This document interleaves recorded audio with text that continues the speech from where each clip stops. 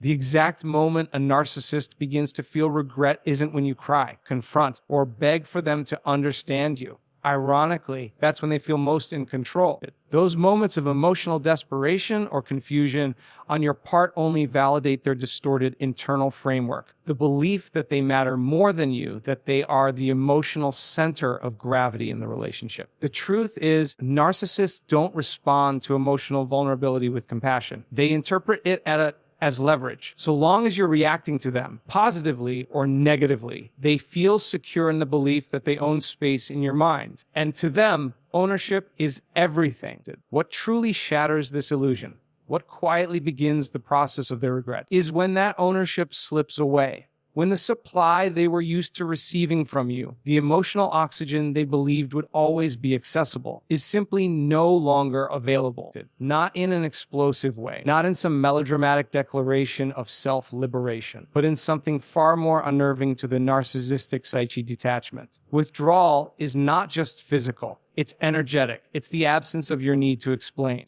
The absence of your desire to be understood by someone committed to misunderstanding you. It's when you stop trying to fix the bond because you finally understood that the bond itself was built on your sacrifice, not their effort. That shift, subtle but profound, marks the psychological moment when they begin to feel an unfamiliar discomfort. Not grief, not heartbreak, but loss of control. You see, a narcissist doesn't miss you as a person. They miss the role you played. You were the reflection that confirmed their superiority, the emotional sponge that absorbed their chaos. When you disconnect, when you stop supplying the narcissist with the reactions, affirmations, or emotional labor they relied on, what you're actually doing is depriving them of their identity. Because without you, they have nothing to contrast themselves against. They're not someone unless they're above someone. And when you remove yourself from that dynamic, they are left to confront a terrifying question: who am I without this person's energy sustaining me? The narcissist's regret begins not with love, but with confusion, with inconvenience, with the discomfort of no longer being able to provoke you. Imagine a puppet master who suddenly finds the strings limp. No resistance, no pushback, just emptiness. That's the moment they start retracing their steps, not out of empathy, but out of desperation. They want that string back, not because they miss you, but because they miss the feeling of being powerful around you. This is where the psychological manipulation often intensifies. They may reach out. They may test your silence with guilt, promises, or false introspection. But make no mistake, it is not love they are expressing. It is withdrawal, because a narcissist without supply is like a system without fuel. It can't operate. Their regret isn't about what they did to you. It's about what they lost access to. Their mourning is not for the relationship. It's for their own diminished sense of control. But here's the deeper insight: your withdrawal is more than a boundary. It's an existential threat to the narcissist's constructed identity. They believed they had you figured out. Predictable, dependent, emotionally entangled. And when you become none of those things, when you evolve out of the role they cast for you, they are left staring at the wreckage of their illusion. That wreckage is where regret begins to take root. And if you've ever been in that position, you'll understand that the most profound power you evolved was not in arguing back or in proving your worth, or in enduring their emotional weather systems. It was in choosing not to play the game at all. It was in refusing to serve as the backdrop for their distorted narrative. It was in remembering that your energy is not a resource for someone else's identity construction. It belongs to you. And reclaiming it is not an act of revenge. It's an act of rehumanization. So, the moment the narcissist begins to regret losing you is not when you walk away in anger. It's when you walk away in peace. When your detachment signals that they no longer define your worth, that their opinion of you, their attention, their validation, it no longer has authority in your life. Because that's the moment they realize they didn't just lose someone to control. They lost someone who finally remembered their own value. If you really want to know when a narcissist starts to feel the sting of losing you, it's not during the arguments. It's not in the dramatic exits or in the tears you shed when everything finally falls apart. That's still their arena. Conflict feeds them. Attention, even negative, validates their relevance in your life.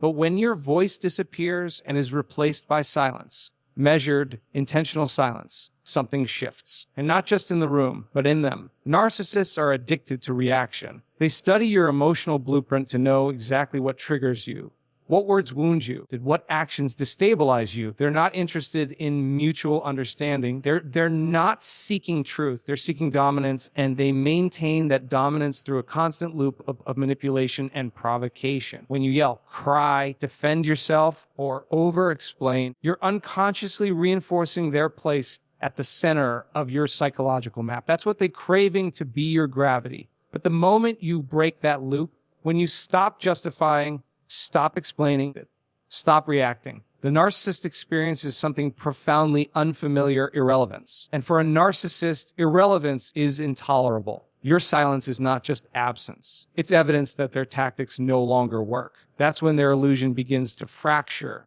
because it's built entirely on control. Silence disrupts the control, not in a loud, confrontational way, but in the quiet space where their strategies fall flat. There's a psychological concept called extinction burst. It comes from behavioral conditioning. When a reward pattern is interrupted, say a rat stops getting food after pressing a lever, it initially tries harder, more aggressively, even violently. But eventually, when no reward is offered, the behavior stops. Narcissists function the same way. When you begin to disengage, they may escalate at first, gaslight harder, apologize grandly, or try to guilt trip you. But when none of it moves you, their emotional circuitry begins to panic. Your silence becomes a mirror, and that mirror shows them something they've avoided their entire lives: emptiness. Without your emotional input, there's no longer a reflection in which they can see themselves. Narcissists don't form real identities. They mirror and manipulate others to sustain a fragile internal structure. So when you pull your energy away, when you no longer serve as a projection screen for their image of superiority or victimhood, they're left with their own disconnected sense of self. That's not just painful, it's destabilizing. This is why silence is so powerful. It doesn't scream. It doesn't fight.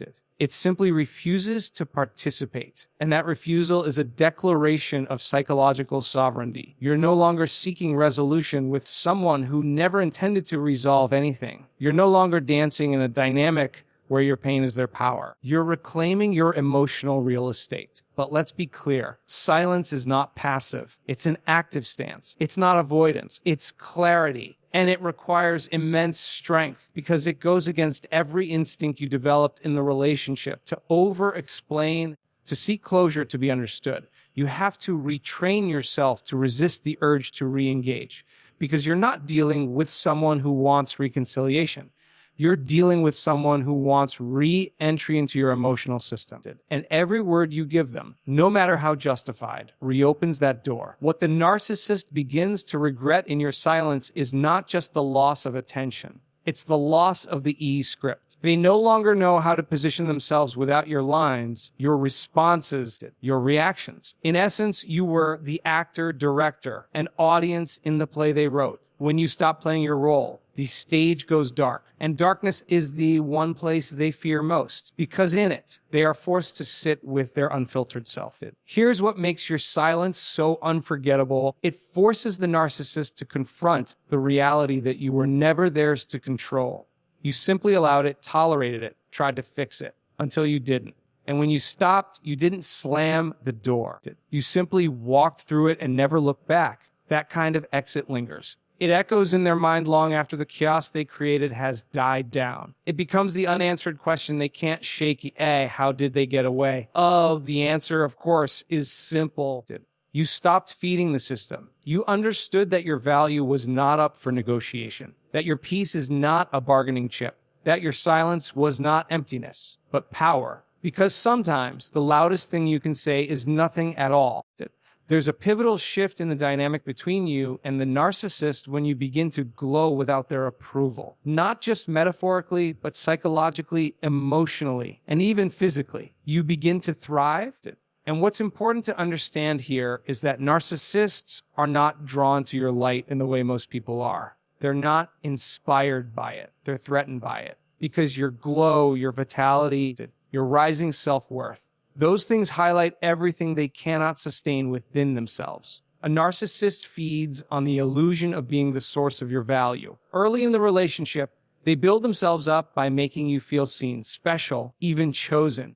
But that is only so they can slowly shift the foundation beneath you, so that your sense of self becomes dependent on their validation. It's not about love. It's about ownership. They want you to feel as if your confidence, your energy, your emotional grounding only exists through their gaze. So long as they can keep you orbiting around their approval, they feel powerful. But something profound happens when that orbit collapses. When you realize that your worth is not tethered to their opinions or reactions.